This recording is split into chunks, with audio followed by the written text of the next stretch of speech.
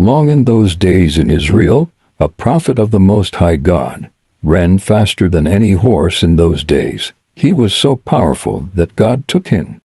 Yes, he didn't die. You are about to watch why he did it, and what made him to exhibit this power. Be sure to watch till the end. A prophet named Elijah from Tishbe in Gilead said to King Ahab, "In the name of the Lord, the living God of Israel, whom I serve, I tell you that there will be no dew or rain for the next 2 or 3 years until I say so." Then the Lord said to Elijah, "Leave this place and go east and hide yourself near Cherith Brook, east of the Jordan. The brook will supply you with water to drink, and I have commanded ravens to bring you food there." Elijah obeyed the Lord's command and went and stayed by Cherith Brook. He drank water from the brook, and ravens brought him bread and meat every morning and every evening. After a while, the brook dried up because of the lack of rain.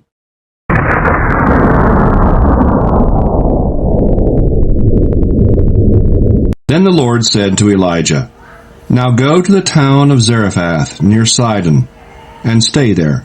I have commanded a widow who lives there to feed you." So Elijah went to Zarephath, and as he came to the town gate, he saw a widow gathering firewood. "Please bring me a drink of water," he said to her. And as she was going to get it, he called out, "And please bring me some bread too." She answered, "By the living Lord your God I swear that I don't have any bread. All I have is a handful of flour in a bowl and a bit of olive oil in a jar. I came here to gather some firewood to take back home and prepare what little I have for my son and me. That will be our last meal, and then we will starve to death." "Don't worry," Elijah said to her. "Go on and prepare your meal, but first make a small loaf from what you have and bring it to me, and then prepare the rest for you and your son. For this is what the Lord, the God of Israel, says, the bowl will not run out of flour, or the jar run out of oil, before the day that I, the Lord, send rain." The widow went and did as Elijah had told her, and all of them had enough food for many days. As the Lord had promised through Elijah, the bowl did not run out of flour, nor did the jar run out of oil. Some time later, the widow's son got sick. He got worse, and finally he died. She said to Elijah, "Man of God, why did you do this to me? Did you come here to remind God of my sins and so cause my son's death?" "Give the boy to me," Elijah said. He took the boy from her arms, carried him upstairs to the room where he was staying, and laid him on the bed. Then he prayed aloud, "O Lord my God, why have you done such a terrible thing to this widow? She has been kind enough to take care of me, and now you kill her son." Then Elijah stretched himself out on the boy 3 times and prayed, "O Lord my God, restore this child to life." The Lord answered Elijah's prayer. The child started breathing again and revived. Elijah took the boy back downstairs to his mother and said to her, "Look, your son is alive." She answered, "Now I know that you are a man of God, and that the Lord really speaks through you." After some time, in the 3rd year of the drought, the Lord said to Elijah, "Go and present yourself to King Ahab, and I will send rain." So Elijah started out. The famine in Samaria was at its worst. So Ahab called in Obadiah, who was in charge of the palace. Obadiah was a devout worshiper of the Lord, and when Jezebel was killing the Lord's prophets, Obadiah took 100 of them, hid them in caves in 2 groups of 50, and provided them with food and water. Ahab said to Obadiah, "Let us go and look at every spring and every stream bed in the land to see if we can find enough grass to keep the horses and mules alive. Maybe we won't have to kill any of our animals." They agreed on which part of the land each one would explore and set off in different directions. As Obadiah was on his way, he suddenly met Elijah. He recognized him, bowed low before him, and asked, "Is it really you, sir?" "Yes, I'm Elijah," he answered. Go and tell your master the king that I am here."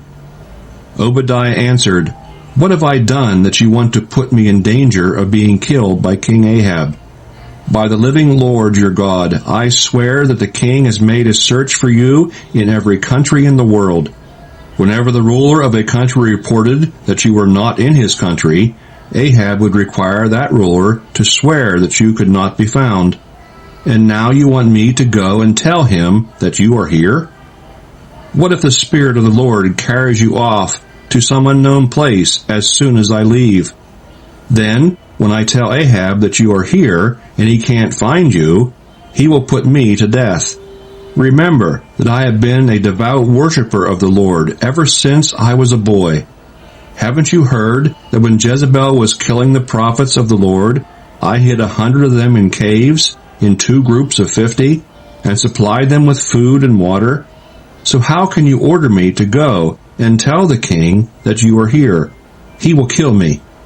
Elijah answered, "By the living Lord Almighty, whom I serve, I promise that I will present myself to the king today."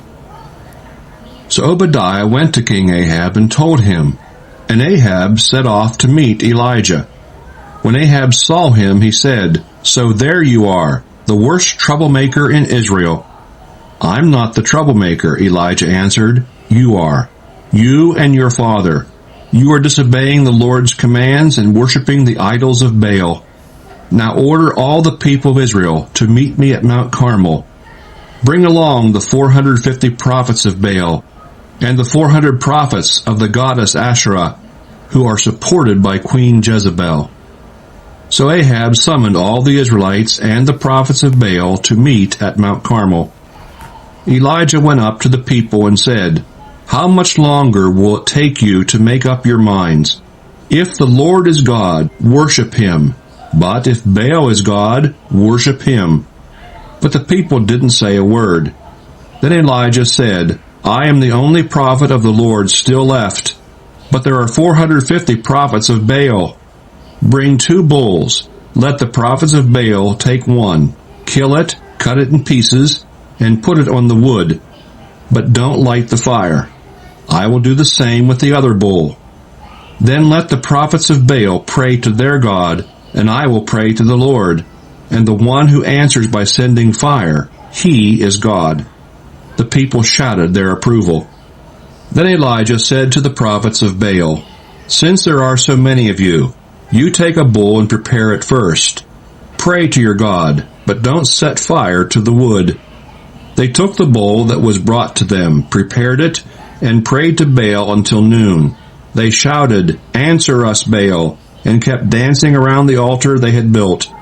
But no answer came. At noon, Elijah started making fun of them. "Pray louder. He is a god. Maybe he is daydreaming or relieving himself, or perhaps he's gone off on a trip. Or maybe he's sleeping, and you've got to wake him up." So the prophets prayed louder and cut themselves with knives and daggers, according to their ritual, until blood flowed.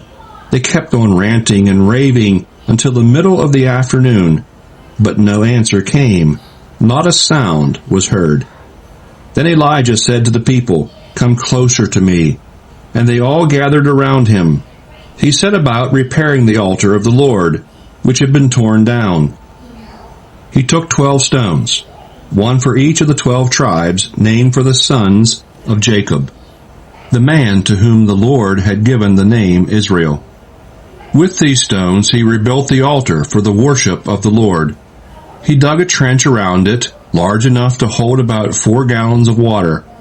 Then he placed the wood on the altar, cut the bull in pieces, and laid it on the wood.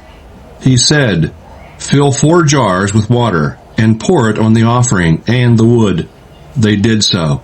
And he said, "Do it again." And they did. "Do it once more," he said. And they did. The water ran down around the altar and filled the trench. At the hour of the afternoon sacrifice, the prophet Elijah approached the altar and prayed, "O Lord, the God of Abraham, Isaac, and Jacob, prove now that you are the God of Israel, and that I am your servant, and have done all this at your command. Answer me, Lord, answer me, so that this people will know that you, the Lord, are God, and that you are bringing them back to yourself." The Lord sent fire down, and it burned up the sacrifice, the wood, and the stones, scorched the earth, and dried up the water in the trench. When the people saw this, they threw themselves on the ground and exclaimed, "The Lord is God. The Lord alone is God." Elijah ordered, "Seize the prophets of Baal. Don't let any of them get away." The people seized them all, and Elijah led them down to Kishon Brook and killed them. Then Elijah said to King Ahab, "Now go and eat. I hear the roar of rain approaching." While Ahab went to eat, Elijah climbed to the top of Mount Carmel, where he bowed down to the ground, with his head between his knees. He said to his servant, "Go and look toward the sea." The servant went and returned, saying, "I didn't see a thing."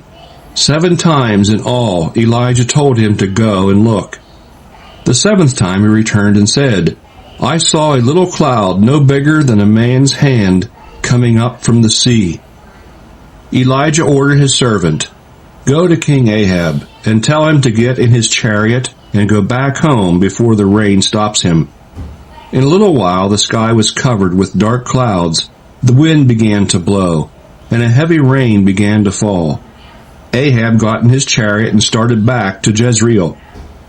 The power of the Lord came on Elijah. He fastened his clothes tight around his waist and ran ahead of Ahab all the way to Jezreel.